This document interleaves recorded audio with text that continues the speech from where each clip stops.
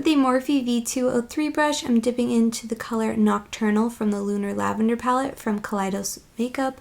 I'm just creating a line from my lower lash line upwards and then following the curve of my crease and then creating a little arch shape and then blending out the edges upwards. This is my first time using this brand and I really enjoyed the eyeshadow palette. It all has really beautiful packaging and I've liked all the formulas I've tried so far. Here I'm just swiping the color side to side using little circular motions and windshield wiper motions to blend it upwards. I don't want to bring it all the way up to the brow bone, just a little ways upwards to diffuse the color out. This is going to act as a transition shade. It doesn't have to be perfect on the bottom portion because I'm going to go in with a darker color to add depth, but this is about where I'm going to bring this color, also blending out that lower lash line as well, just kind of making a V shape in the outer corner. With the same palette in a Morphe H3 brush, I'm dipping into the color Crater Grove and then I'm just slowly sweeping that on, building up the color about the thickness of the brush at the bottom portion of that color we just applied on. I'm just placing the color first and then I'm going to worry about blending it after. So I'm just kind of creating like a cut crease type look here, just following that arch again, bringing it all the way to the inner corner, just dipping into the color as needed and slowly building this up. I'm not going to do that angle on the outer corner there, following the lower lash line, but here I'm just kind of blending that top edge, blending it upwards. You can also go back in with the V203 brush and a little bit more of Nocturnal to help blend this out as well. So this is about what I want it to look like all blended out. The colors are kind of seamless here.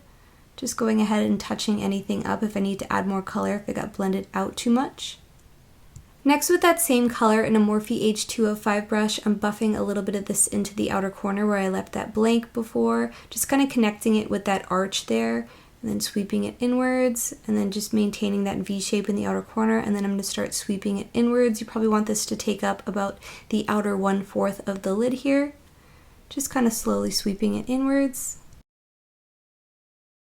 Once I have that all blended out, I'm going to take a flat shader brush from the craft store I found in the paint department. I'm going to dip into the color Wisteria and then blend that on the center of the lid, and then blending it into that Crater Grove color on the outer corner, but not bringing it all the way in. Just kind of keeping it to the center, just using little feathering motions and then keeping it below the line we made above the crease.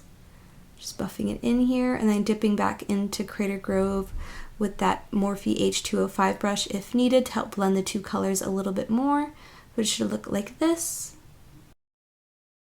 Next, with that same brush, I'm dipping into the color Dreamscape, which is a really beautiful shimmery light purple. I'm first placing it in that blank space on the lid, keeping it below that kind of cut crease we made, and then I'm sweeping it onto the inner corner as well as onto the lower lash line area, and then sweeping it up above the crease, as you can see, just to add a little bit of sparkle, just kind of pulling it onto the center of the lid a little bit.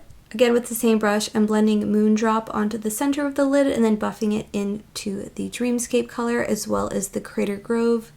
Just lightly feathering all the shimmers to have a smooth transition here.